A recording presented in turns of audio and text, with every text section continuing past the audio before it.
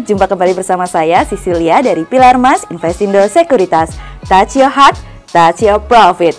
Nah, pada kesempatan kali ini nih Bosku, kita akan membahas mengenai valuasi PT Metro Data Electronics Tbk atau yang biasa disebut sebagai MTDL.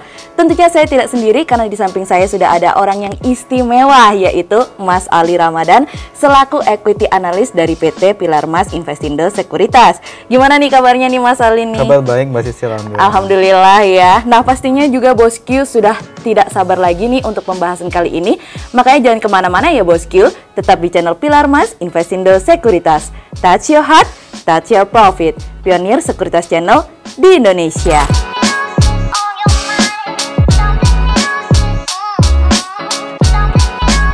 Nah, Mas Ali, kalau membahas mengenai MTDL nih, mungkin banyak bosku yang belum tahu sebenarnya MTDL ini bergerak di bidang apa sih, Mas Ali? Ya, jadi kalau MTDL sendiri ini company yang udah lama ya bergerak ya di sektor teknologi. Seperti itu, kurang lebih dia tuh berdiri sudah 5 dekade ya Mbak Sisil ya.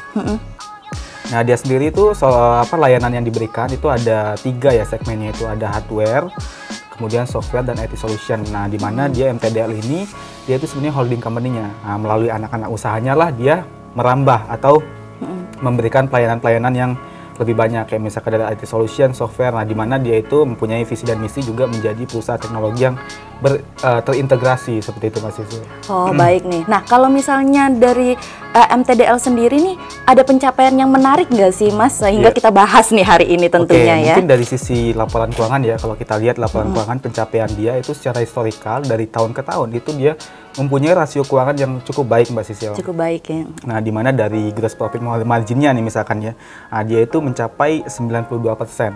Secara historikal 5 tahun historikal seperti itu, di mana dia itu stabil di angka 50%-an untuk gross profit margin-nya. Nah, kemudian dari sisi net profit margin-nya juga dia cukup baik ya. Secara historikal dia di angka 3,6% seperti itu.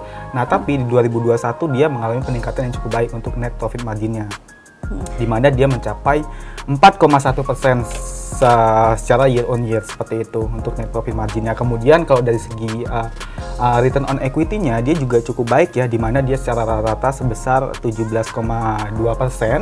Nah, di 2021 juga dia mengalami peningkatan di mana sebesar pencapaiannya menjadi 19,7%. Nah, sebenarnya di 2021 mostly pencapaian laporan keuangannya itu baik sekali, terutama kalau kita lihat dari segi rasio profitabilitasnya seperti itu Mbak. Ini berhubungan dengan pandemi nggak nih Mas Ali nih? Soalnya kan karena pandemi banyak yang udah mulai WFH gitu, terus habis gitu membutuhkan teknologi-teknologi yang lebih canggih gitu. Ya, sebenarnya banyak yang berasumsi ya bahwasanya kalau untuk pandemi seperti ini, nah itu sektor teknologi mencuat seperti itu kan. Memang kalau dari segi sektor keseluruhan, dia itu memang unggul ya teknologi di pada saat krisis pandemi seperti ini. Betul. Nah, tapi nyatanya realisasinya kita lihat di tahun 2020 itu MTDL dia malah mengalami pertumbuhan yang negatif untuk revenue-nya seperti itu. Nah, itu dia yang menandakan karena bisnisnya MTDL kalau saya perhatikan dia lebih ke bisnis to bisnis seperti itu, bukan bisnis to consumer, yang artinya dia itu mengandalkan customer institusinya. Contohnya misalkan untuk hardware-nya misalkan ya, dia kan distributor laptop gitu kan ya misalkan ya.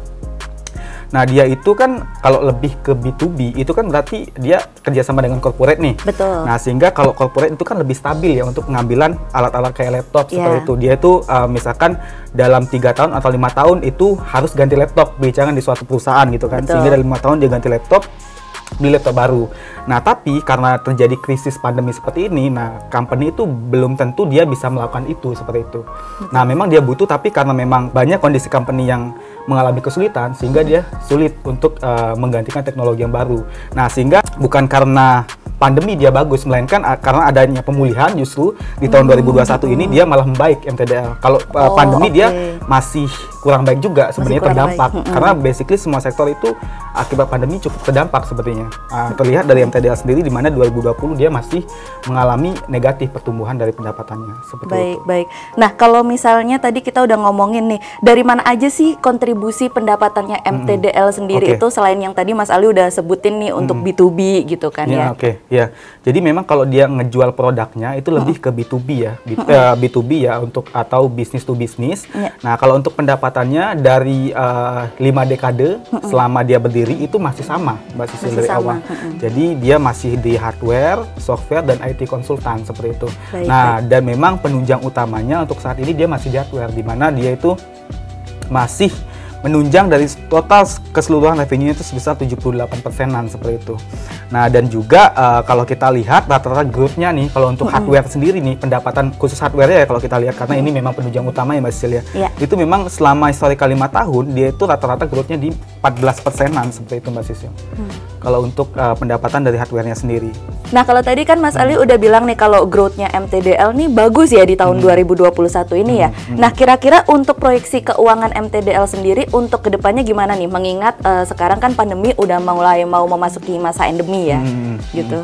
Ya jadi kalau memang sisi growth-nya memang di 2021 itu bagus, tapi kalau saya memproyeksikan itu memang sudah puncak growth paling tinggi sih dibanding 2022. Nah kalau kita lihat dari asumsi yang sudah kita buat, nah karena kan sebelumnya kita sudah juga membuat proyeksi nih.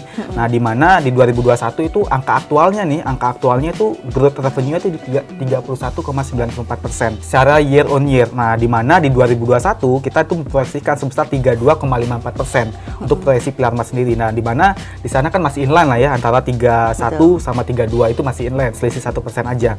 Nah untuk 2022 sendiri forecasting sudah kami proyeksikan juga nih, di mana revenue growth-nya itu mencapai 16,06%. Nah itu di bawah dari revenue growth 2021. Kenapa seperti itu? Karena memang kalau saya pribadi selaku analis itu memproyeksikan memang peaknya tuh memang sudah ada di 2021 sebetulnya. Jadi recovery dahsyatnya tuh berada di tahun 2021 sendiri. Nah, sedangkan dari revenue growth tadi itu asumsi saya itu di tahun 2022 itu searah dengan rata-rata growth dia selama 5 tahun terakhir. Nah, di mana growth dia selama 5 tahun terakhir itu mencapai 14% sebetulnya. Masih di atas proyeksi saya yaitu 16,06%. Seperti itu, Mbak. Baik.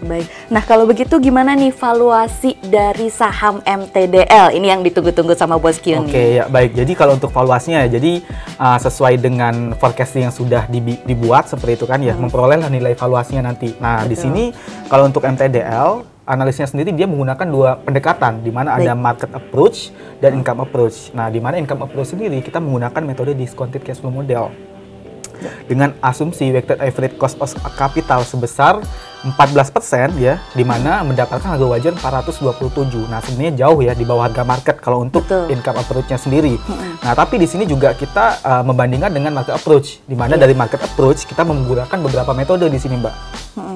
Nah, yang pertama ada PE, ada price to sales, ada price to book value, dan ada juga EV per EBITDA.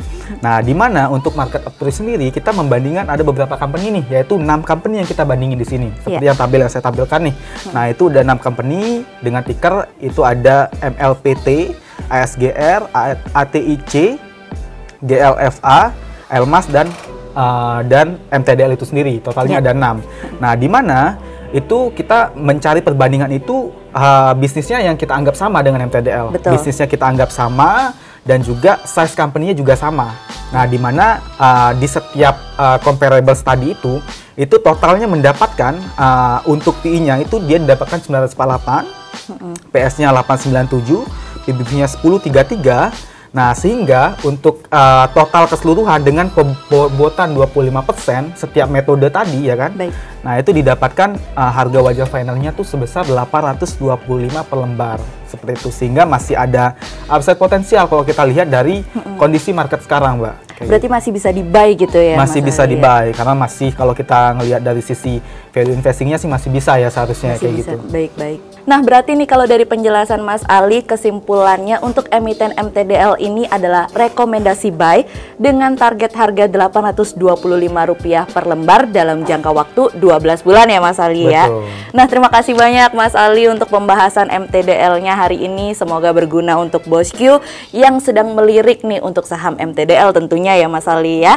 Nah, sampai di sini dulu untuk perbincangan kita kali ini. Jangan lupa untuk like, subscribe, dan tonton terus channel Pilar Mas Investindo Sekuritas.